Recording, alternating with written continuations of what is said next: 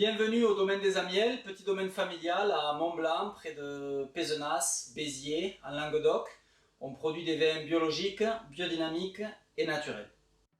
Bonjour à tous, aujourd'hui présentation de notre cuvée Sous le manteau rouge. C'est un petit clin d'œil à notre année d'installation quand on a repris les vignes en 2012. Elles étaient encore sous contrat avec la coopérative du village et on n'avait pas le droit de vinifier notre propre production. Vous aurez déjà compris qu'on l'a fait quand même un petit peu pour faire un petit essai et donc ce vin a été vinifié et distribué aux copains, à la famille gratuitement sous le manteau. D'où le nom de la cuvée et l'étiquette où on fait chute, il ne faut pas en parler, il faut que ça reste entre nous.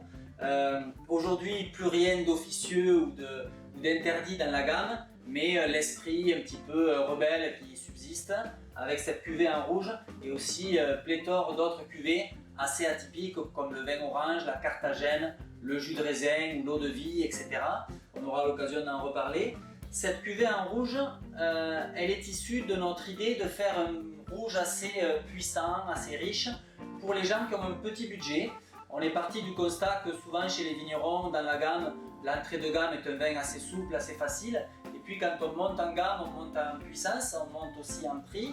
On a eu envie de trouver des ingrédients comme le merlot, comme le carignan, comme les presses, qui nous permettent de faire des vins puissants mais à petit prix. C'est le but de cette cuvée. Sur Sous le manteau rouge, on va toujours avoir une robe rubis assez intense, assez jeune en général dans l'aspect, avec des petits reflets un peu violets. C'est une cuvée qu'on vend en général sur la jeunesse, mais qui peut quand même très bien vieillir. Au nez, on va en général retrouver le composant principal qui est le merlot, dans sa version sudiste, donc assez mûre, assez extraite, mais avec toujours ce petit caractère un petit peu végétal, réglissé qu'on peut lui reconnaître.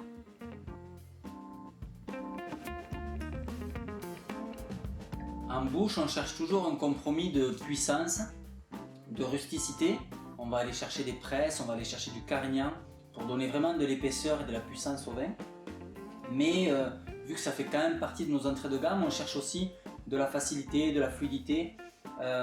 Donc voilà, c'est un peu un numéro d'équilibriste dans cette cuvée, de donner aux consommateurs à la fois un vin qui est puissant, qui est tannique, qui est riche, mais qui est quand même relativement facile à boire et léger. C'est une cuvée qu'on va évidemment apprécier à table, mais n'hésitez pas à l'ouvrir en cuisinant, simplement pour vous faire plaisir, un petit verre en apéritif. Ça peut aussi se boire tout seul.